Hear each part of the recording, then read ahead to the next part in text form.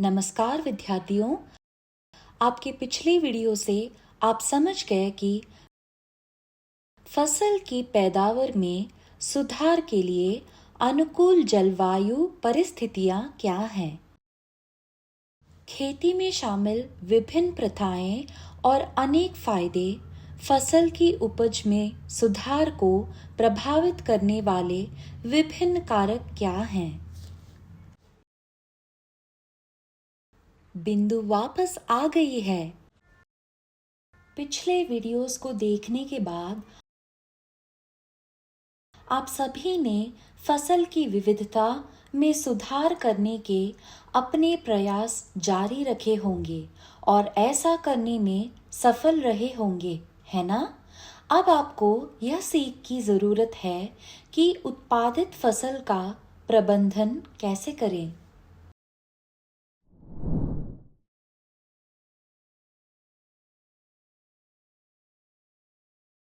सांकेतिक शब्द: समुद्री कृषि, भोजन के लिए मछली या अन्य समुद्री जीवन की खेती,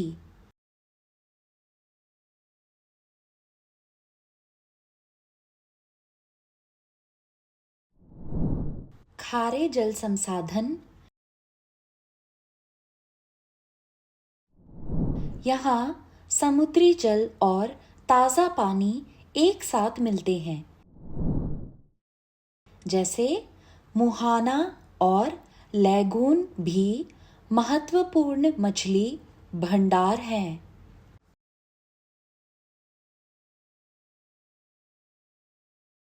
हार्मोनल उत्तेजना,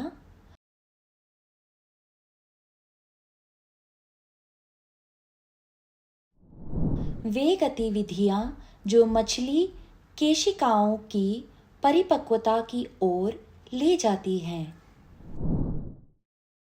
सीखने के उद्देश्य: इस वीडियो को देखने के बाद हम पाले जाने वाली मछलियों के प्रकार, पानी के स्रोत,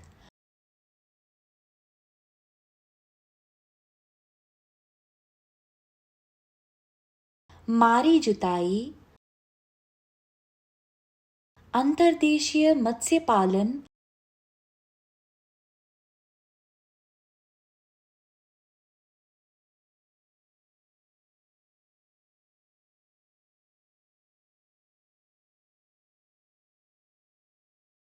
और मिश्रित मछली जुताई के बारे में जानेंगे। मधुमक्खियां सर्वोत्तम किस्में और मधुमक्खियों को पालने के लिए प्रबंध प्रथाओं के बारे में जानेंगे। हम सर्वोत्तम गुणवत्ता वाला शहद कैसे प्राप्त कर सकते हैं? आइए मछली की खेती शुरू करें।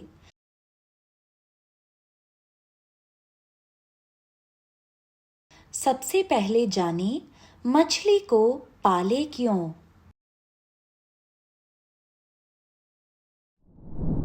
मछली पालन, मछली उत्पादन।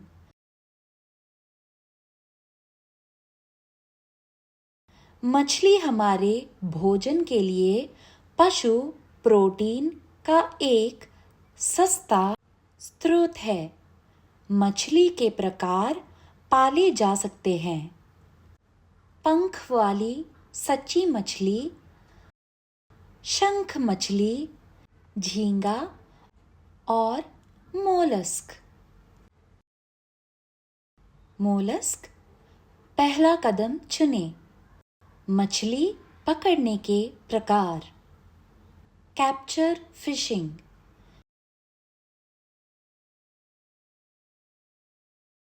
कैप्चर फिशिंग ज्यादातर अंतर्देशीय जल निकायों में की जाती है। उपज अधिक नहीं है। मछली की जुताई: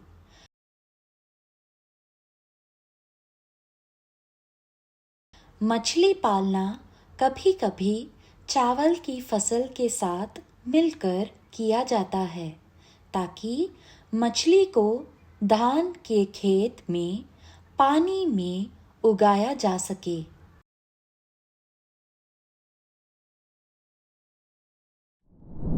दूसरा चरण, जल के स्रोत। समुद्री जल, ताज़ा पानी जैसे नदियाँ और तालाब।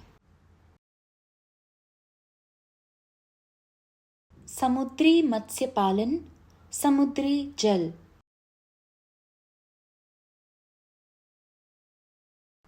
एक, इसमें 7,500 किलोमीटर की तटरेखा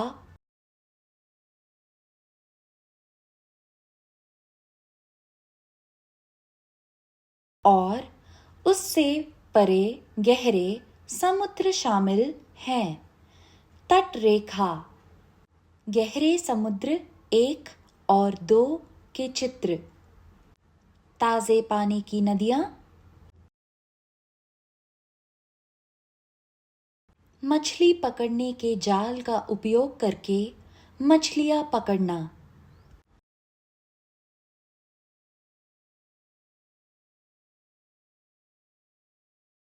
तीसरा चरण,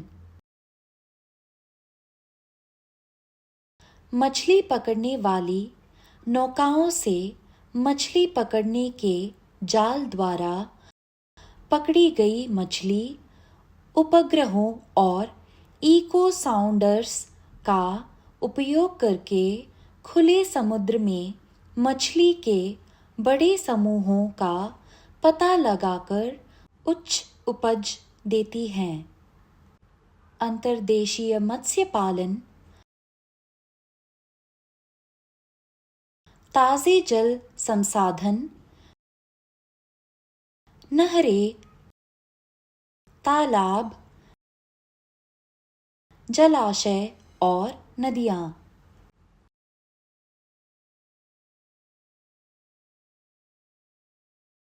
खारे जल संसाधन,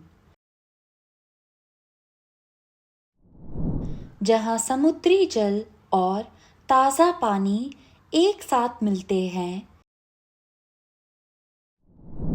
जैसे कि मुहाना और लैगून भी महत्वपूर्ण मछली भंडार हैं।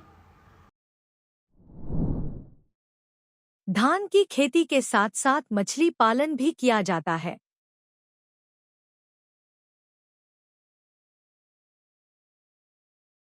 जिससे धान के खेत में पानी में मछलियां पाली जाती हैं।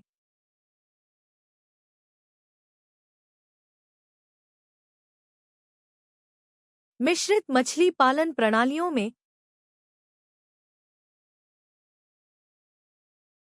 अधिक गहन मछली पालन किया जा सकता है।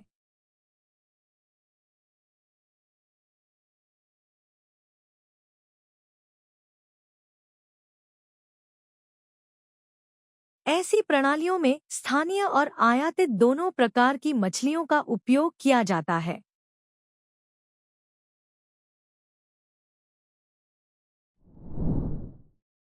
समग्र मछली जुताई,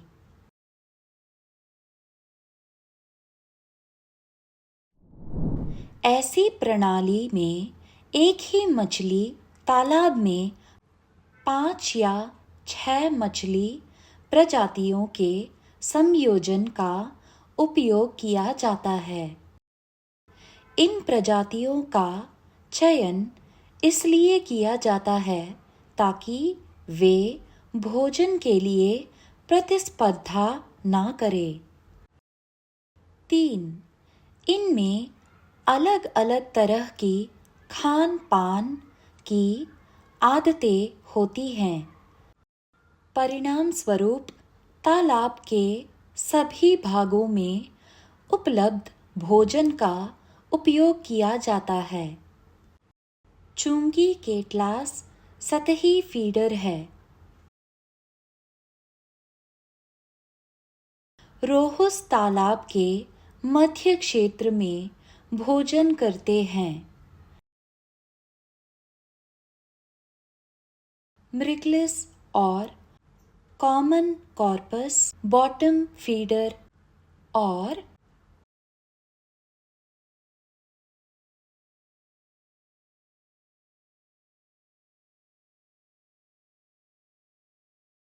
ग्रास कॉर्पस खरपतवारों को खाते हैं।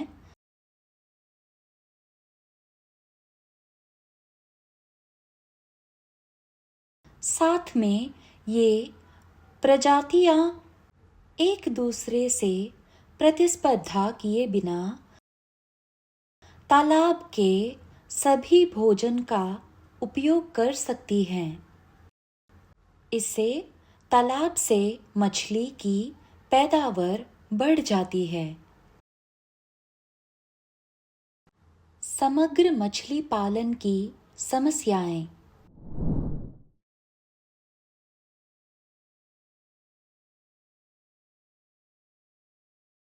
ऐसे मिश्रित मछली पालन के साथ एक समस्या यह है कि इसमें से कई मछलियां केवल मानसून के दौरान ही प्रजनन करती हैं।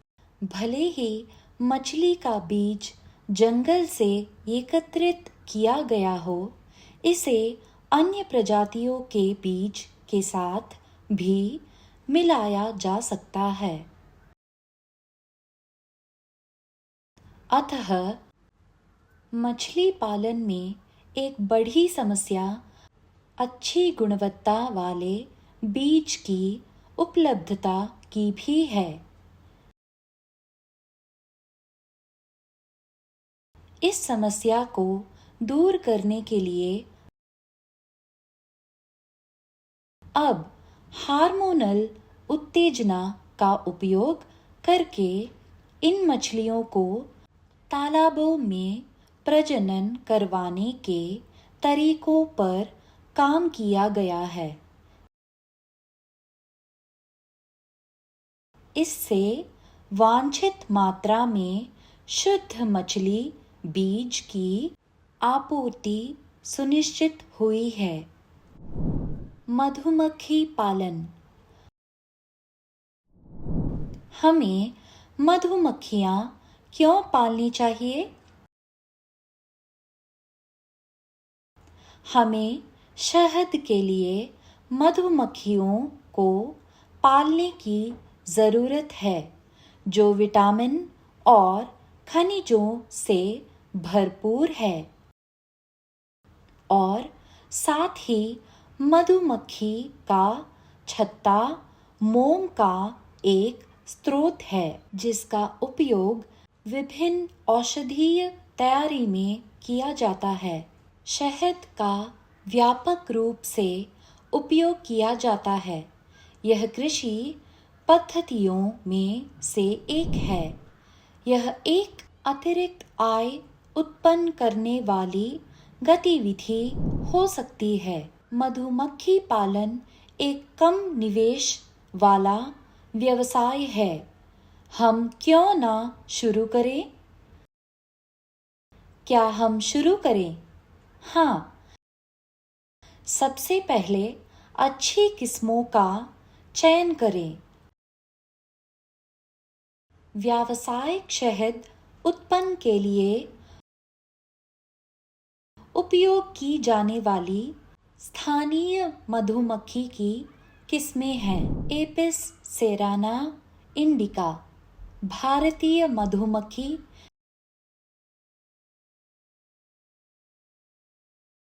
जिसे आमतौर पर भारतीय मधुमक्खी के रूप में जाना जाता है। अपेक्षाकृत गौर, आक्रामक और शायद ही कभी झुंड के व्यवहार का प्रदर्शन करती है।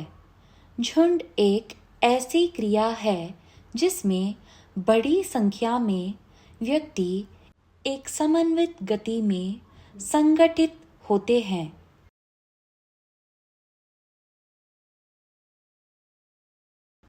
वाणिज्यिक शहद उत्पादन के लिए उपयोग की जाने वाली एक इतालवी मधुमक्खी किस्म है। एपिस मेलिफेरा, जिसे यूरोपिया मधुमक्खी के रूप में जाना जाता है,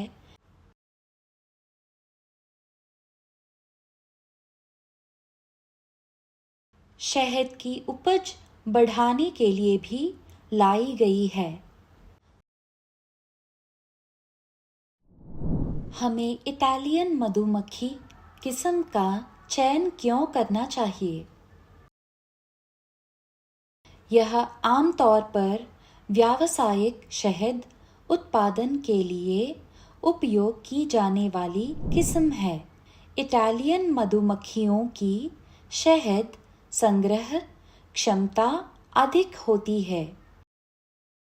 वे कुछ हद तक कम डंक मारते हैं। वे लंबे समय तक मधुमक्खी के छत्ते में रहते हैं। वे बहुत अच्छी तरह से प्रजनन करते हैं।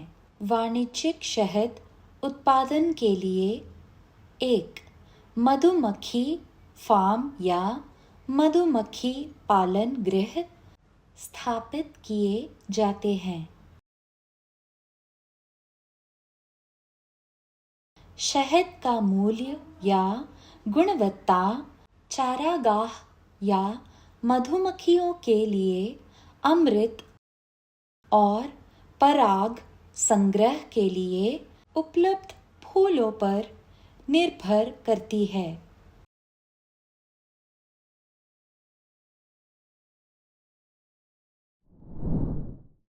पर्याप्त मात्रा में चारागाह के अलावा उपलब्ध फूलों के प्रकार शहद के स्वाद को निर्धारित करेगा। चारागाह क्या है? वे पौधे जिनसे मधुमक्खियां पराग और रस एकत्र कर सकती हैं, चारागाह कहलाते हैं। जैसे इमली, नीम, सेब, केला, सूरजमुखी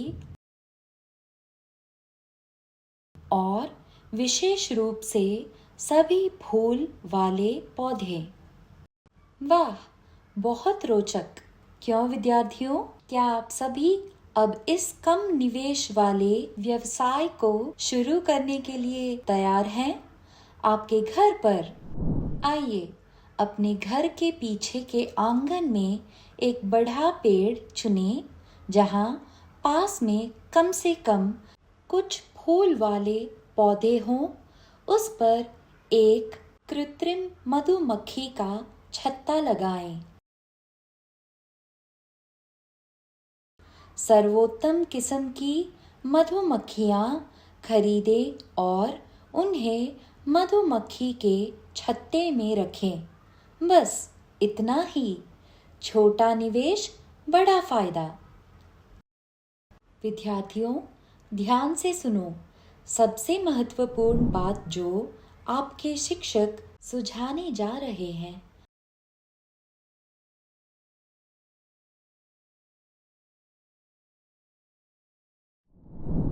वह है एकीकृत खेती, यानी एक छोटी सी जमीन खरीदे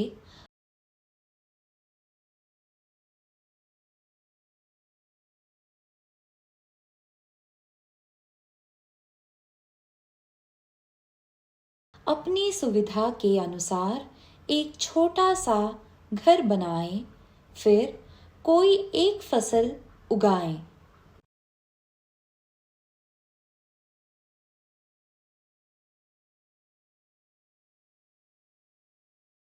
चावल, सब्जियों और दालों के साथ